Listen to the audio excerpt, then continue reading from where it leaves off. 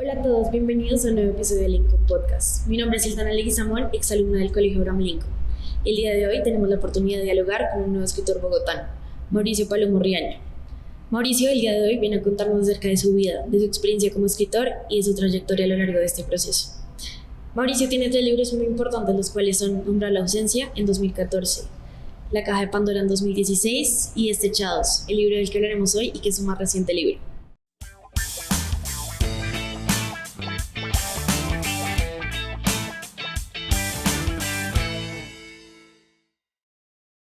Hola Mauricio, bienvenido a un episodio más de nuestro Lincoln Podcast. Para el colegio y para mí es un honor tenerte acá el día de hoy en nuestro programa. Nos gustaría saber más de ti y de tu vida, entonces pues cuéntanos un poco de ti, de quién eres y de cómo la escritura llegó a tu vida.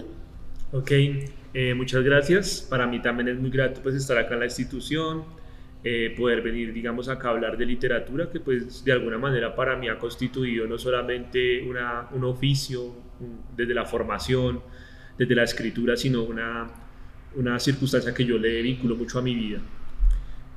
Tengo una formación en letras, básicamente estudio el pregrado en literatura, desde una licenciatura, y después hago un posgrado en literatura. Pero el arte como tal de la literatura en mi vida llega cuando soy estudiante de colegio. Nosotros teníamos en ese tiempo un proyecto muy bonito que lideraba la Caja de Compensación por Subsidio, que eran las bibliotecas rodantes de Colsubsidio. Eran bibliotecas que se estacionaban en parques populares, en los barrios. Entonces se iba el cabezote y dejaba el tráiler, y en el tráiler estaba toda la biblioteca. Entonces lo que hacíamos nosotros era que después de que salíamos del colegio, íbamos a esa biblioteca provisional que se montaba un día a la semana, y allá nos prestaban libros cada 8 días, nos los llevábamos para la casa. Cuando no alcanzábamos a hacer la lectura completa de esos libros, entonces a la siguiente semana renovábamos el libro hasta que terminábamos la lectura. Y una relación con la lectura de literatura como desde los 12 o 13 años por medio de ese circuito que fueron esas bibliotecas rodantes. Ya después llegó la escritura. Cuando uno empieza a leer mucho, llega uno a pensarse después la posibilidad de querer ser como los autores que lee. Obviamente está uno muchas veces a años luz de ellos, pero empieza uno como a querer emular, como a dejarse tocar por ciertas influencias que ellos le generan a uno, y es cuando uno empieza a soltar la mano también de uno y a crear sus historias. Entonces como que la literatura va llegando de alguna manera así. Bueno, ya que tomas un poco eso de las bibliotecas rodantes y de todo eso, para ti, ¿cuál es ese libro que de niño te marcó y que de pronto dejó un mensaje muy marcado dentro de tu vida? Pues mira, a mí siempre me ha gustado la literatura que tiene que ver como con el terror. Ese género del terror y el género negro, también de lo policíaco, siempre como que está en mi biblioteca. Entonces cuando estaba por ahí como a la edad de 13, 14 años, llega una colección de libros que se llama Escalofríos, la colección, de un escritor que se llama R.L. Stein. Entonces esa colección fue el puente o fue el portón, la entrada, el pasillo a escritores, por ejemplo, de la talla de Edgar Allan Poe, de Howard Phillips Lovecraft, de Nathaniel Hawthorne, de Washington Irving, después en el siglo XX de Stephen King, que son como los pioneros de alguna manera de lo que es el género del terror a nivel de literatura universal. Y también a la par, posteriormente a esa colección de Escalofríos, fueron llegando como ciertas literaturas que tenían que ver con la figura del detective, ¿sí? De detective que soluciona un crimen, un caso, y después esos libros fueron pues el puente a autores como Conan Doyle, como Rubén Fonseca, como Mempo Giardinelli, que son autores que manejan la novela negra pues a nivel de literatura. Creo que esas dos, más que libros, creo que fueron géneros, ¿no? El terror y el género negro. Sí. Y un autor medular que sí te quiero compartir acá, Sildana, y es Edgar Allan Poe. Para mí ha sido la luz tutelar, no solamente en lectura, sino en escritura. O sea, por decirlo así, Edgar Allan Poe y Lovecraft han sido como escritores esenciales dentro de tu figura como escritor y te han marcado. O sea, como que has llevado un estilo gracias a ellos. Creo que han sido una influencia fundamental. digamos que como lector neófito al principio, cuando estaba empezando a explorarlos, me vinculé mucho con ellos y empecé a buscar todo lo que se pudiera encontrar de ellos, sobre todo de Poe, porque Lovecraft, casi que un siglo después, acepta a Poe como una influencia, es decir, Poe es la piedra angular, es la médula de esa literatura, no solamente del terror, sino esa literatura psicológica, metafísica, incluso del género negro. Cuando uno habla de Poe, está hablando de los dos géneros que a mí me apasionan, que es el terror y el género negro, porque Edgar Allan Poe es el primer autor que se inventa un detective en la literatura, que es Auguste Dupin, que es el que aparece en cuentos como La carta robada, o Los crímenes de la calle Morgue, o El misterio de Mary Rogers. Entonces Poe es capital. Después conozco a Lovecraft, hay ciertas influencias de Lovecraft en lo que escribe de Poe, pero hay un Lovecraft bellísimo que sí se emancipa completamente, que no tiene nada de Poe, y es el Lovecraft del terror cósmico, que es el de las historias de Tulu, ¿no? Ese monstruo marino que aparece en las profundidades de una ciudad misteriosa, enigmática, y que todavía hoy incluso reposa bajo el mar. Claro, entonces cuando uno lee, por ejemplo, cuentos míos que no son de terror, pero sí que vinculan, por ejemplo, la noche, el crimen, todo lo que tiene que ver con lo lúgubre, sí, en ese tipo de categorías yo sí siento que están esos padres tutelares de uno de la literatura esencialmente ahí.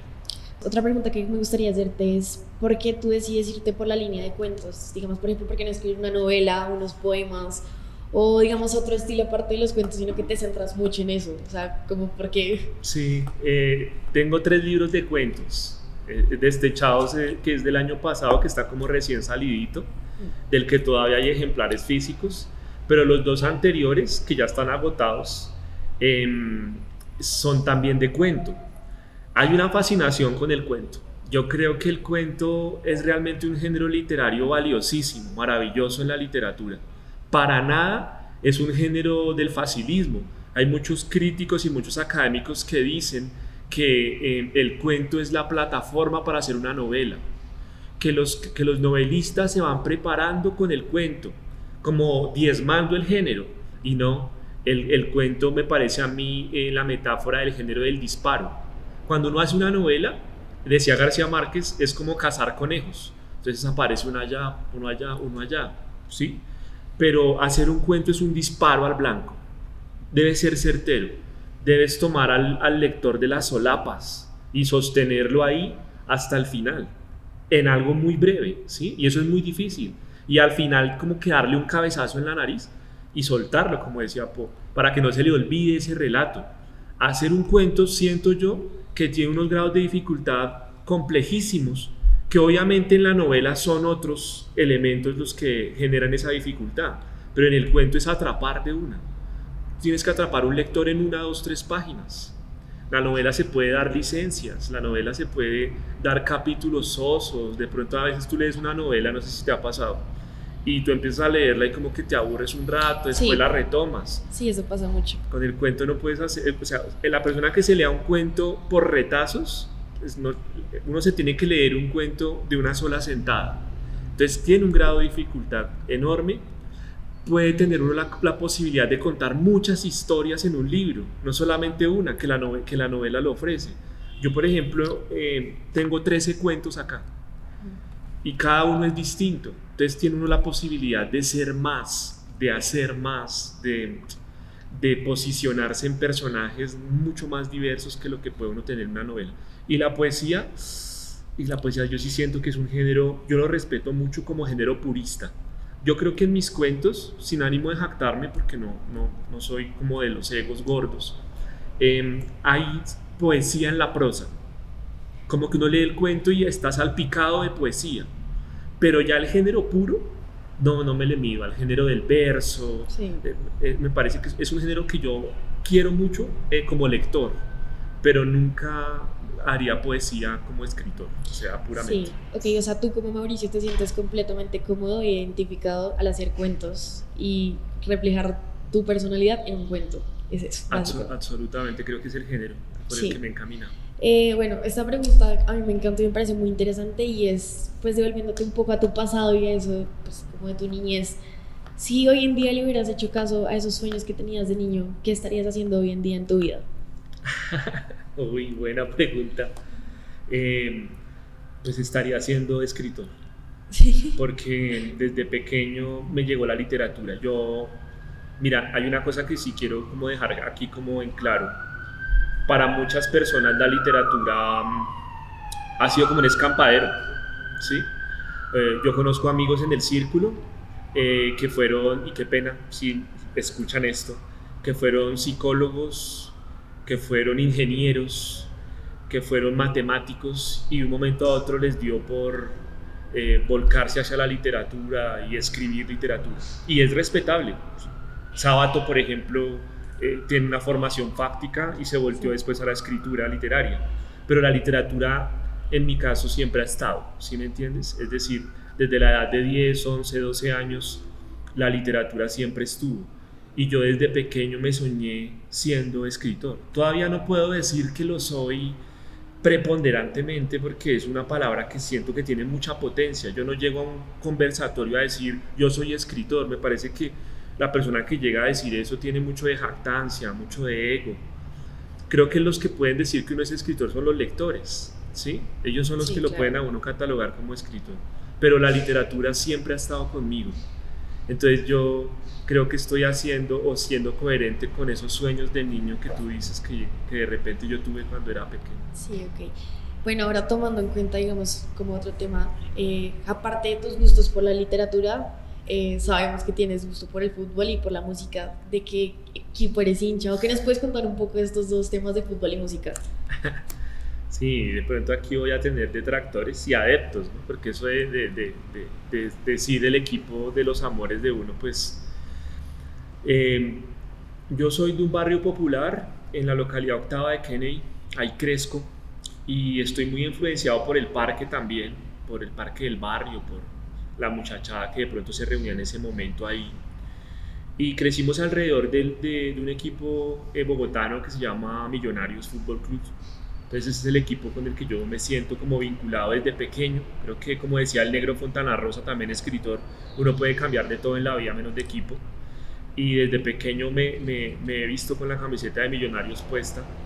Eh, Conocí Colombia de mala manera, tal vez si se quiere, por Millonarios, en buses, por carreteras, apoyando el equipo. Soy digamos que de una camada de la década del 90, de ese llamado barrismo, si se quiere, que en ese tiempo no estaba vinculado al barrismo de hoy, sino que era un barrismo que estaba atravesado también por la música. Nos llegó toda la influencia del rock del sur, todos los cánticos que generábamos en las tribunas eran cánticos que tenían que ver con canciones de rock en español de Argentina, de México, de España, que lo que hacíamos era reinterpretarlas y volverlas cantos en la tribuna. Entonces, pues yo estuve atravesado al principio por bandas del glam, de la movida de los 70s y de los 80s como Slade, Nazareth, Cinderella, AC/DC. Pero cuando ya entro a la universidad, cuando empiezo a trabajar ya la lengua castellana como tal, pues me vinculo con el rock en español. Entonces empiezan a llegar esas canciones de Sui Generis, de Spinetta, de Charly García, de Andrés Calamaro, de Fito Páez, Soda Stereo, Gustavo Cerati. Todo el rock en español que sigo explorando. Ahorita hay unas bandas geniales de rock en español actuales. Bueno, actuales que conocemos nosotros por ellos porque ellos han venido tocando en escena siempre. Entonces siempre ha estado la música, el fútbol, porque el fútbol creo que también ha sido elevado a categoría literaria. Hay muchos autores que han escrito sobre fútbol. Sacheri, Fontana Rosa, Villoro, el mismo Camus, que es premio Nobel de Literatura, fue portero de su selección. Entonces creo que no es un tema que tenga que estar alejado de los intelectuales, como a veces es satanizado. Entonces la relación música, fútbol, literatura, cine, creo que esas son cuatro categorías que están presentes en mí. A ver, ya que mencionas lo de AC/DC, hay un libro que tú tienes que se llama Nostalgia de AC/DC. ¿Crees que dentro del relato hay algo de experiencia personal tuya que tú colocarás para contar dentro de ese libro? Como que tú pusieras algo de tu vida para personificarlo dentro del libro. Sí, de hecho es uno de los cuentos de Destechados. Creo que es un cuento autobiográfico, si se quiere, aunque es un cuento que ha tenido trascendencia porque otros lectores lo han leído y han dicho, uy, ese también soy yo, ese también soy yo. Yo trabajo como con personajes prototípicos, entonces digamos que los personajes que yo trabajo puedo yo construirlos con mucho de lo que yo soy, pero después me encuentro con que este lector o este otro lector también se encontraron ahí, son como cuentos espejo, ¿sí? Y en efecto, pues AC/DC es como al lado de Cinderella, como mis bandas favoritas de esa primera juventud. Entonces éramos asiduos visitantes de los bares en donde se tenían las pantallas de los grupos ochenteros cantando allá mientras uno se tomaba una cerveza. Ese tipo de bares han ido desapareciendo del concepto de rumba, por ejemplo, en Bogotá, porque consolas, con DJs, otro tipo de géneros han venido a avasallar el asunto. Y lo que trato de trabajar en AC/DC es la nostalgia de haber perdido no solamente los bares de esas denominaciones, sino también esa música, porque esa música se termina prácticamente al final de los 80s, cuando empieza la movida noventera, el llamado grunge con Nirvana y Pearl Jam y esas bandas que de alguna manera reinauguraron el rock and roll y dejaron atrás pues esa historia de estas bandas de los yuppies laqueros, de los tipos mechudos con sus candongas y sus pantalones entubados. Y esa nostalgia la intento retratar acá, porque además también es mi nostalgia, ¿sabes? Porque el pelo ya no lo tengo a la altura del coxis, ya no uso botas punteras, entonces fue como recordar un poco todo eso y traerlo. Y ese cuento en particular tiene un final muy bonito que siento yo, y es un parafraseo de un verso de un poeta español que se llama Rafael Alberti, que es un poeta de la generación del 27 española. El poema en la realidad, el verso dice, él era muy amante del mar, de escribirle poesía al mar, y el verso dice algo así como, en sueños el mar me tira del corazón, se lo quisiera llevar. Entonces yo quise traer ese verso para finalizar el cuento y le cambié mar por rock and roll. Entonces queda, en sueños el rock and roll me tira del corazón, se lo quisiera llevar. Claro, ya no somos eso que éramos. Cito también, hay un fragmento de un poema del mexicano Pacheco Areco que dice, ya somos todo aquello contra lo que luchábamos a los 20.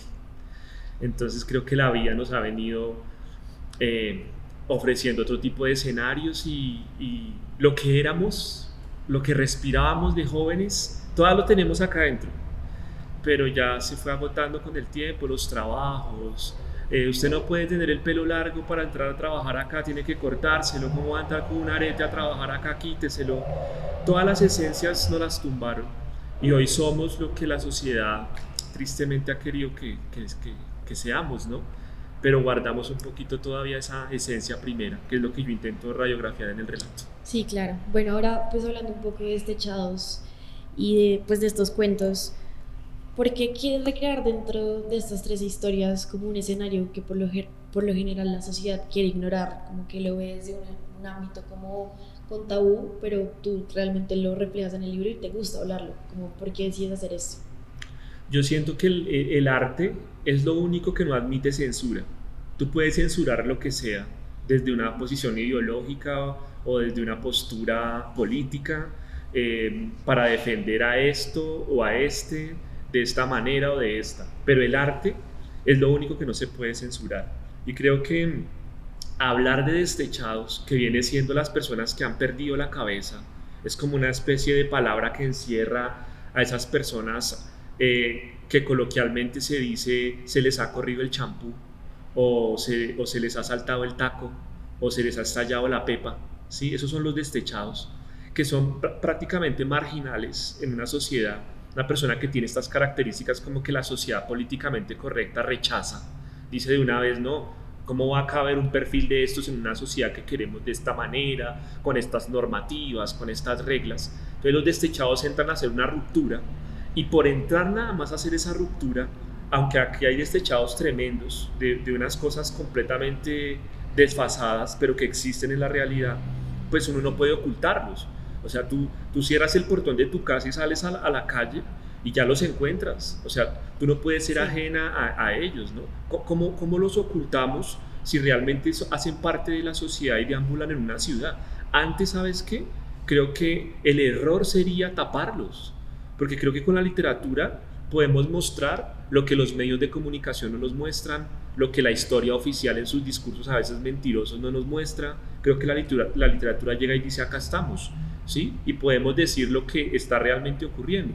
Incluso la literatura puede llegar a ser un documento histórico que resignifica realmente lo que ocurre en las ciudades. Entonces lo que yo quiero es un poco con Los Destechados, esos 13 locos, si se quiere, entre comillas, es irrumpir en un escenario normativo, doble moralista, prejuicioso, mojigato, y decirles que también este tipo de perfiles están allá afuera y que muchas veces son más exuberantes que la persona que se considera políticamente correcta. O sea, básicamente, digamos, como para ti la definición de destecho, destechados, es eso de locura, o como mostrar esa parte diferente de la sociedad. O sea, ¿sí es eso? Algo así, sí. De hecho, el término surge a partir del denominado loco, pero el loco dentro de todas las categorías semánticas que tú puedas referir. Por ejemplo, el loco diagnosticado psiquiátricamente está ahí. Hay un personaje acá que tiene bipolaridad. Pero también el loco, por ejemplo, del costal, ¿sí? Con el que nos amenazaban los papás cuando éramos pequeños, sí, de que se lo voy a regalar al señor del costal si sigue molestando. Sí, ese loco también está ahí. También está el loco alternativo, ¿sí? A veces uno se refiere al amigo, usted sí es mucho loco, oiga loca, ¿qué hizo? ¿Por qué es tan loco? ¿Qué hizo? Ese tipo de locos también están ahí. Es decir, la denominación del loco en todas sus manifestaciones fue lo que yo intenté vincular dentro del libro. Entonces cada cuento obedece a un desteche distinto, obedece a un tipo de locura distinto que está presente pues en una sociedad como la bogotana sobre todo. Claro, eso es muy interesante porque ver cómo enmarcas como muchas definiciones de la locura y ponerlas en ámbitos reales de la sociedad permite que el libro sea bastante interesante. Digamos, tú como escritor, ¿cuáles consideras que pueden ser los alcances de la literatura o la actividad creativa al momento de promover una conciencia crítica en Colombia? Yo creo que nosotros, yo siempre he dicho que el escritor tiene una función social, ¿sí? El que quiera ser ajeno a eso, creo que está equivocado, es errático. El escritor tiene una función social. Ahorita lo hablábamos, por ejemplo, yo fácilmente habría podido vincularme a una sociedad que establece normas y reglas y hacer una literatura políticamente correcta, porque creo que hay autores que lo hacen. Pero no, yo creo que la literatura, al ser tan inconmensurable, puede llegar a todo tipo de posibilidades y desde ella uno puede tomar posición, desde ella uno puede hablar desde lugares de enunciación que son propios de uno.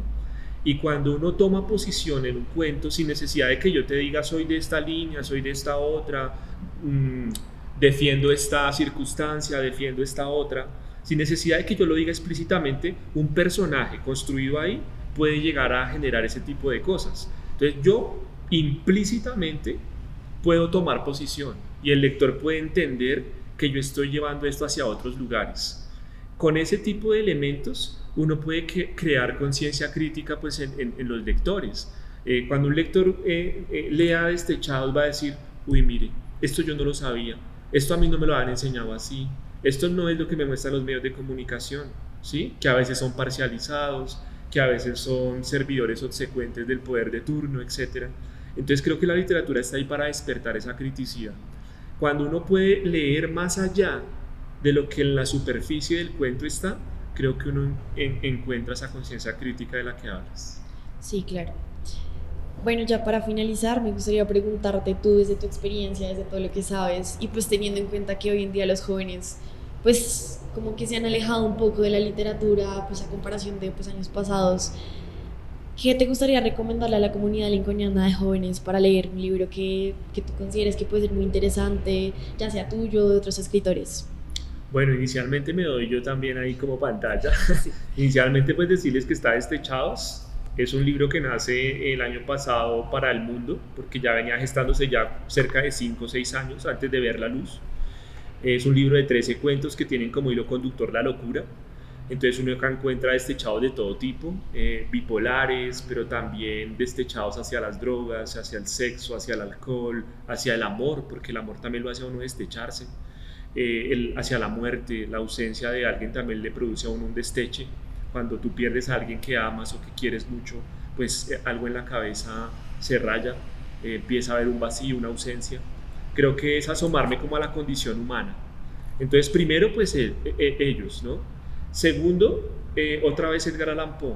Creo que cuando un lector quiere entrar, siento yo, no sé, esto es muy subjetivo, cuando un lector quiere entrar a leer y empieza como a buscar qué leo, yo creo que los cuentos de Poe son transversales, porque son cuentos psicológicos, son cuentos metafísicos, son cuentos de terror, son cuentos de investigación, son cuentos de existencia misma, porque también tienen un corte existencialista. Creo que es un autor capital y creo que es un autor que si tú entras, no lo sueltas. O sea, tú lees Berenice o El gato negro o Los crímenes de la calle Morgue y son cuentos que te atrapan de entrada. Creo que Poe es un buen iniciador, ¿sí? Si tú quieres construir o constituir un hábito de lectura, creo que ese es un autor interesante para que tú entres, para que tú atravieses el umbral y vayas después a otros. En Colombia hay autores buenos, ¿no? Creo que hay casos de autores que están haciendo cosas muy interesantes en la literatura. Mario Mendoza es un bestseller hoy entre los jóvenes, engancha lectores, no tengo yo nada contra él porque me parece que es un autor que necesitamos en las aulas porque nos trae lectores, pero también hay autores y autoras de la talla, por ejemplo, de Laura Restrepo, de Piedad Bonet, autores como Santiago Gamboa, como Jorge Franco, como Efraín Medina, como Rafael Chaparro Madiedo, que es en Colombia mi autor favorito. Creo que con Poe se atraviesa el umbral, pero hay una galería maravillosa de autores para uno poder entrar y engancharse con esto de la literatura. Y sobre todo, ¿sabes qué, Sindana? Pues tener la convicción de entrar y como tabla rasa y viajar, porque la literatura es un viaje, ¿sí? Creo que a veces, por no sé, las tecnologías, la desidia, la pereza, ciertas aficiones distintas, pues hemos abandonado el libro, ¿no? Creo que este tipo de espacios son necesarios también e importantes en una institución educativa, por ejemplo, para poder seguirnos acercando, para poder seguir invitando y para pues seguir viajando, ¿no? Porque creo que la literatura es eso, es un viaje. Sí, bueno, Mauricio, muchísimas gracias por estar presente en este episodio de Lincoln Podcast. Para mí, para pues, el colegio es muy interesante poder escuchar tu punto de vista, entonces esperamos verte próximamente en el colegio y muchísimas gracias por todo. Muchísimas gracias a ti y al colegio por extensión. Gracias. Gracias por acompañarnos. Los invito a seguirnos en todas nuestras redes sociales y no se pierdan el próximo episodio de Lincoln Podcast.